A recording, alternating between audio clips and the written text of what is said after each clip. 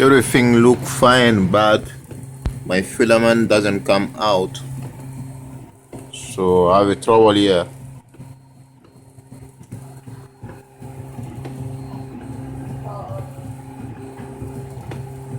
So maybe I have a issue. I'm not sure.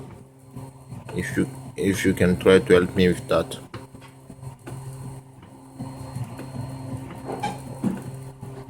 My leveling is correct, everything is look right, but nothing is coming out from the